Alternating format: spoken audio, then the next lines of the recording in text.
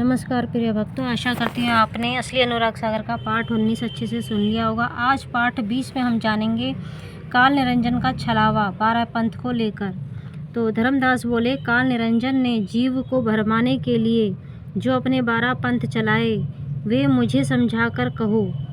कबीर साहब बोले, मैं तुमसे काल के 12 पंथ के बारे में कहता हूँ। मृत्यु अंधा नाम का दूत जो छल बल में शक्तिशाली है, वह स्वयं तुम्हारे घर में उत्पन्न हुआ है। यह पहला पंथ है। दूसरा तिमिर दूत चल कर आएगा, उसकी जाति अहिर होगी और वह नफर यानी गुलाम कहलाएगा। वह तुम्हारी बहुत सी पुस्तकों से ज्ञान चुरा कर अलग पंथ चलाएगा।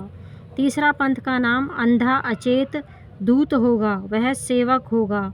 वह तुम्हारे पास आएगा और अपना नाम सुरती गोपाल बताएगा। वह भी अपना अलग पंथ चलाएगा और जीव को अक्षर योग यानी कि काल निरंजन भ्रम में डालेगा। धर्मदास चौथा जो पंथ है वो मन भंग नाम का एक कालदूत होगा।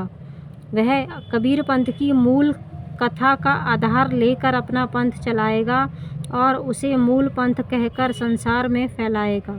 वह जीवों को लूदी नाम लेकर समझाएगा, उपदेश करेगा और इसी नाम को पारस कहेगा।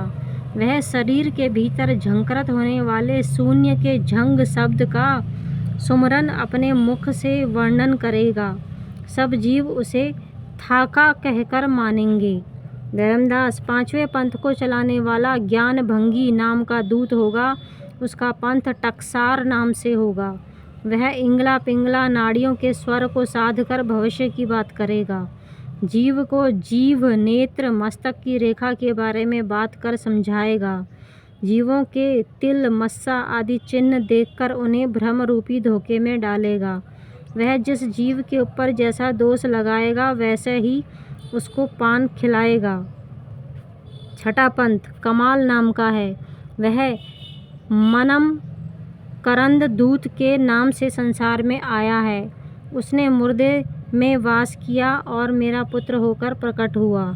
वह जीवों को झिलमिल ज्योति का उपदेश करेगा जो अष्टांगी ने विष्णु को दिखाकर भरमाया था, और इस तरह वह जीवों को भरमाएगा। जहाँ तक जीव की दृष्टि है वह झिलमिल ज्योति ही देखेगा। जिसने दोनों आँखों से झिलमिल ज्योति नहीं देखी है वह कैसे झिलमिल ज्योति के रूप को पहचानेगा। झिलमिल ज्योति काल निरंजन की है। उस दूत के हृदय में सत्य मत समझो, वह तुम्हें भरमाने के लिए है। सातवां दूत चित्त भंग है। वह मन की तरह अनेक रंग रूप बदल कर बोलेगा। वह दीन नाम कहकर पंथ चलाएगा और देह तुम्हारे शरीर के भीतर बोलने वाले आत्मा को ही सत्य पुरुष बताएगा। वह जगत सृष्टि में 5 तत्व 3 गुण बताएगा और ऐसा ज्ञान करता हुआ अपना पंथ चलाएगा। इसके अतिरिक्त आदि पुरुष काल निरंजन अष्टांगी ब्रह्मा आदि कुछ भी नहीं है, ऐसा भ्रम बनाएगा। सृष्टि हमेशा से है तथा इसका कर्ता धर्ता कोई नहीं है। इसी को वह ठोस बीजक ज्ञान कहेगा। वह कहेगा कि अपना आपा ही ब्रह्म है। वही वचन वाणी बोलता है। तो फिर सोचो गुरु का क्या महत्व और आवश्यकता है। राम ने वशिष्ठ को और कृष्ण ने दुर्वासा को गुरु क्यों बनाया? जब कृष्ण जैसों ने गुरुओं की सेवा की तो ऋषियों मुनियों की फिर गिनती ही क्या है। नारद ने गुरु को दोष लगाया तो विष्णु ने उसे नरक भुगतवाया। जो बीजक ज्ञान वह दूत थोपेगा वह ऐसा होगा जैसे गूलर के भीतर कीड़ा घूमता है तथा वह कीड़ा समझता है कि संसार इतना ही है। अपने आप को कर्ता धर्ता मानने से जीव का कभी भला ना होगा। अपने आप को मानने वाला जीव रोता रहेगा। आठवां पंथ चलाने वाला अखिल भंग दूत होगा। वह परम धाम कहकर अपना पंथ चलाएगा। कुछ कुरान तथा वेद की बातें चुराकर अपने पंथ में शामिल करेगा। वह कुछ मेरे निर्गुण मत की बातें लेगा और उन सब बातों को मिलाकर एक पुस्तक बनाएगा। इस प्रकार जोड़ जाड़ कर वह ब्रह्म ज्ञान का पंथ चलाएगा। उसमें कर्म आश्रित यानी कि ज्ञान रहित, ज्ञान आश्रित नहीं, कर्म ही पूजा है मानने वाला जीव बहुत लिपटेंगे। नौवां पंथ विशंभर दूत का होगा और उसका जीवन चरित्र ऐसा होगा कि वह राम कबीर नाम का पंथ चलाएगा। वह निर्गुण सगुण दोनों को मिलाकर उपदेश करेगा, पाप पुण्य को एक समझेगा। ऐसा कहता हुआ वह अपना पंथ चलाएगा। 10वां पंथ के दूत का नाम नकटा नयन है। वह सतनामी कहकर पंथ चलाएगा और 4 वर्ण के जीवों को एक में मिलाएगा। वह अपने वचन उपदेश में ब्राह्मण, क्षत्रिय, वैश्य, शूद्र सबको एक समान मिलाएगा, परंतु वह सद्गुरु के शब्द उपदेश को नहीं पहचानेगा। वह अपने पक्ष को बांध कर रखेगा, जिससे जीव नरक को जाएंगे। वह शरीर का ज्ञान कथन सब समझाएगा, लेकिन सत्य पुरुष के मार्ग को नहीं पाएगा। धर्मदास, काल निरंजन की चालबाजी की बात सुनो। वह जीवों को फंसाने के लिए बड़े बड़े फंदों की रचना करता है। वह काल जीव को अनेक कर्म, पूजा आदि आडंबर, सामाजिक रीति रिवाज और कर्म जाल में ही जीव को फांस कर खा जाता है। जो जीव सार शब्द को पहचानता है, समझता है, वह काल निरंजन के यम जाल से छूट जाता है और श्रद्धा से सत्य नाम का सुमरन करते हुए अमरलोक को जाता है। 11वें पंथ को चलाने वाला दुर्गदानी नाम का कालदूत अत्यंत बलशाली होगा। वह जीव पंथ नाम कहकर पंथ चलाएगा और शरीर ज्ञान के बारे में समझाएगा। उससे भोले अज्ञानी जीव भरमेंगे और भवसागर के पार नहीं होंगे। जो जीव बहुत अधिक अभिमानी होगा, वह उस कालदूत की बात सुनकर उससे प्रेम करेगा। 12वें पंथ का कालदूत हंस मुनि नाम का होगा।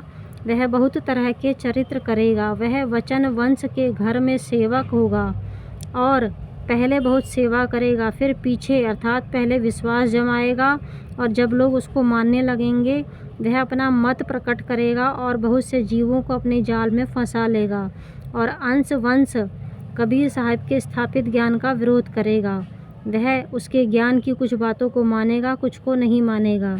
इस प्रकार काल निरंजन जीवों पर अपना दाव फेंकते हुए उन्हें अपने फंदे में असली ज्ञान से दूर कराकर बनाए रखेगा, यानी ऐसी कोशिश करता रहेगा। वह अपने इन अंशों कालदूतों से 12 पंथ झूठे ज्ञान को फैलाने के लिए प्रकट कराएगा और ये दूत सिर्फ एक बार ही प्रकट नहीं होंगे, बल्कि वे उन पंथों में बार बार आते रहेंगे और इस तरह बार बार संसार में प्रकट होंगे। जहाँ जहाँ भी ये दूत प्रकट होंगे, जीवों को बहुत ज्ञान भरमाने वाला कहेंगे और वे यह सब खुद को कबीर पंथी बताते हुए करेंगे और वे शरीर ज्ञान का कथन करके सत्य ज्ञान के नाम पर काल निरंजन की ही महिमा को घुमा फिरा कर बताएंगे और अज्ञानी जीव को काल के मुँह में भेजते रहेंगे। काल निरंजन ने ऐसा ही करने का उनको आदेश दिया है। जब जब निरंजन के ये दूत संसार में जन्म लेकर प्रकट होंगे, तब तब ये अपना पंथ फैलाएंगे। वे जीवों को हैरान करने वाली विचित्र बातें बताएंगे और जीवों को भरमा कर नरक में डालेंगे। धर्मदास, ऐसा वह काल निरंजन बहुत ही प्रबल है। आत्मज्ञान की हंस दीक्षा और परम हंस दीक्षा में वाणी या अन्य इंद्रियों का कोई स्थान नहीं है। दोनों ही दीक्षाओं में सुरती को 2 अलग अलग स्थानों से जोड़ा जाता है, मतलब ध्यान बराबर वहीं ले जाने का अभ्यास किया जाता है। जब ध्यान पर साधक की पकड़ हो जाती है तो ये ध्यान खुद ब खुद अपने आप होने लगता है और 3 महीने की सही अभ्यास से दिव्य दर्शन, अंतरलोकों की सैर, भंवर गुफा, आसमानी झूला आदि बहुत अनुभव होते हैं। दूसरे, दीक्षा के बाद एक स्थायी सी शांति महसूस होती है, जैसे पहले कभी महसूस नहीं की, और आपकी ज़िंदगी में स्वभाव में एक मजबूती सी आ जाती है। इसलिए संतों ने कहा है, फिक्र मत कर, जिक्र कर। आज के लिए इतना ही। सत साहिब, सत साहिब, सत साहिब।